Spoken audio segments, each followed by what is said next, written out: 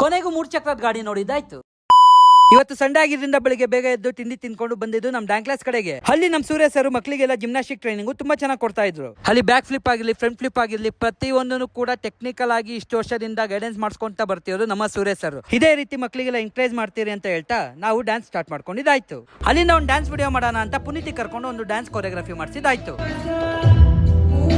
ಆ ಟೈಮಲ್ಲಿ ಒಂದೊಂದ್ಸಲ ನಂದು ಕಾಲ್ ಟ್ವಿಸ್ಟ್ ಆಗ್ತಿದ್ರೆ ಈ ನನ್ನ ಮಗ ಬೇರೆ ಒಂದೊಂದ್ಸಲಿ ಚಮಕ್ ಕೊಡ್ತಾ ಇದ್ದ.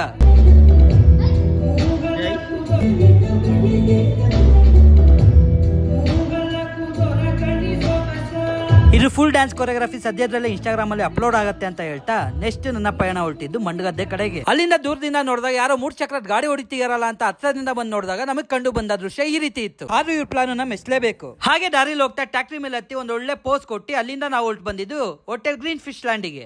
ಈ ಹೋಟೆಲ್ ಮಂಡಗದ್ದೆಯಲ್ಲಿ ಫಿಶ್ಗೆ ಸಿಕ್ಕಾಪಟ್ಟೆ ಫೇಮಸ್. ಅಲ್ಲಿ ನಾವು ಕೂಡ ಫಿಶ್ ಮತ್ತೆ ಕಡುಬುನ ತಗೊಂಡಿದ್ದಾಯ್ತು. ಹಾಗೆ ನಮ್ಮ ಹುಡುಗ ಊರಿಂದ ಬಂದು ತುಂಬಾ ದಿನಗಳ ನಂತರ ಕಡುಬುನ್ ತಿಂದಾಗ ಇವನ್ ರಿಯಾಕ್ಷನ್ ಈ ರೀತಿ ಇತ್ತು.